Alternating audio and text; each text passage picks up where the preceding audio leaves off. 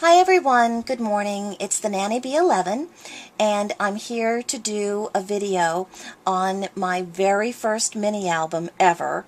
I've done scrapbooking for many years and I've done collage work and I'm also a painter, but I've never really done a mini. So I chose this to be my very first mini and I'm doing it for a paper swap at Your Paper Pantry, and my swap partner is Sylvia. Hi Sylvia! This is going to be getting in the mail in the next couple of days and it'll be winging its way out to California for you. And I just want to warn everybody, I think this might be a two-part video. I'm having some trouble with my FlipShare in the new 15-minute format on my computer, so I haven't been successful at getting that done, so I think this may be a two-parter. So anyway, let's get started.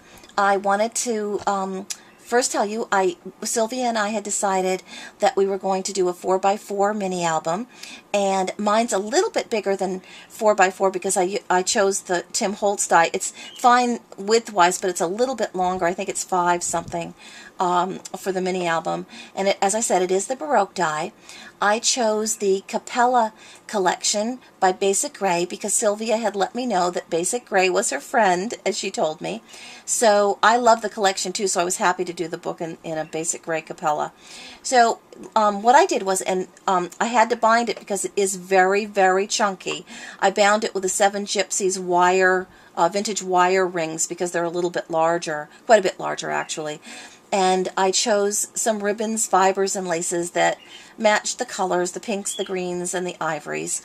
And the cover has a Tim Holtz book plate, which I painted with acrylic paint. And I used robin's egg blue, which is one of my very favorite colors. And I also added ivory into the mix. And I sanded it very roughly, and then did a little bit of antique gold rub and buff. Added a vintage word in the plate, remember, and I used some little Prima pink roses and little pearls, and this flower, which I'm totally in love with, is from my friend Mary at Odonata Creations.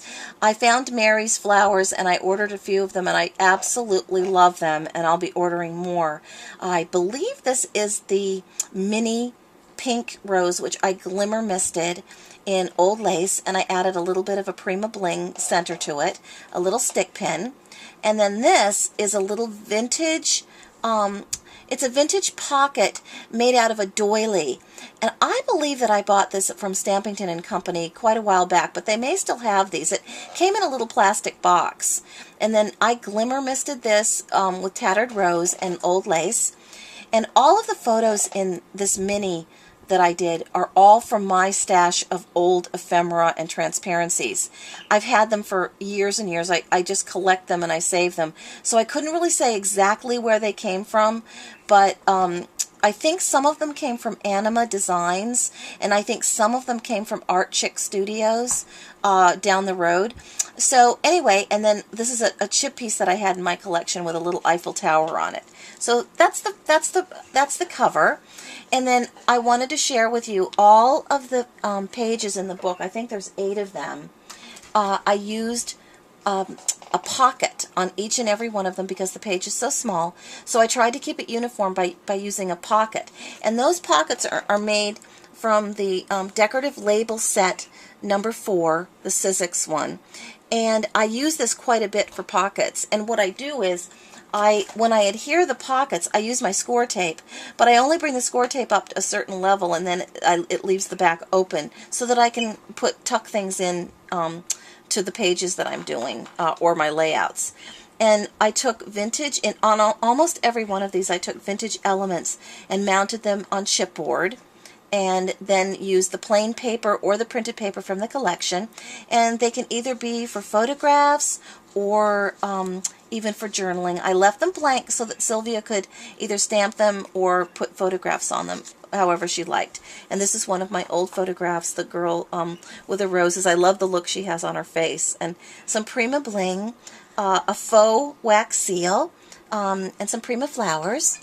This one is another pocket that I created, and a Prima flower with some Prima Bling, a beautiful old vintage photograph, and just a little piece of paper that I tucked in that she can either put photos or journaling. The next page is a beautiful old image of a sort of an Edwardian looking woman, and with the blues and the teals. And this, I used the French script from Cuttlebug, tucked a postcard in the back with some of the paper, mounted it on chipboard. This is Webster's Pages ribbon and Prima flowers. And this one, of course, is the Tim Holtz with a Dodge ticket, pearls, and a little Prima. Very, very simple page, but I wanted to include it in here because I love the bird cage. And this page, another beautiful transparency that I cut out of my collection. Mounted it on chipboard and some ivory cardstock, and it's loose, so you can see the cardstock behind it.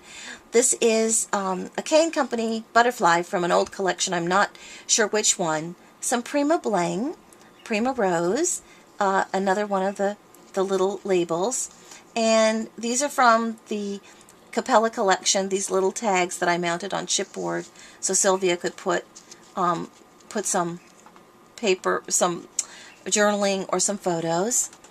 And this one, a beautiful pink, the beautiful pink with this is an old resin embellishment from the K & Company collection that I've had for a while. It says Friends on it. Don't even know if it's still available, but it might still be available. Little Prima roses, a Tim Holtz Dream adage ticket. This is the lace border sticker from the Capella collection. This is an old vintage cutout of a postmark. And another really wonderful photograph from my collection that I mounted on chipboard and with the Capella paper. And this element here, I don't remember. I've had this in my vintage ephemera stash for a while. They came as large squares of white embossed cardstock that are made to look like ceiling tiles. So I've used these on lots of different projects that I've done, but this one I tore and glimmer misted it with tattered rose and old lace, and I love the dimension that it added on this page. It really looks pretty, and there's another piece down here. I just love the way it came out.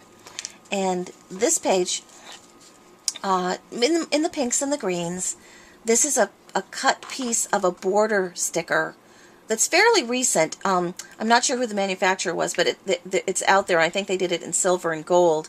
This is the Webster's Pages green lace that I distressed with old lace. Prima Rose is a beautiful old little photograph that I mounted on chipboard. And then this is just a beautiful old little paper label that I glimmer misted and distressed. Did some fancy cutting on it with a Prima Rose and some paper from the Capella collection. Another pocket with French script. This is more of the Capella collection lace stickers, the brown and the ivory. This is a beautiful old flower that I've had for quite a while. It's not really old. I made it look old. It came from a lady who had a beautiful little shop called Kits and Caboodles on Etsy. And she closed her shop about a year ago. I was really upset because I had collected a lot of her pieces. And she had a family tragedy, so she stopped selling her flowers. But I kind of hoard them. So I included this on this page because it looked beautiful with the brown. And this is a stamp, a vintage stamp, little memories here with a vintage photo. And this is a calendar piece. How am I doing, Amber? Yeah, it's at 9 minutes. Okay. Amber's telling me that I'm at 9 minutes, so I'm going to break away now, leave off here, and then I'm going to show you the rest of the mini. So I'll be back in a few minutes. See you soon.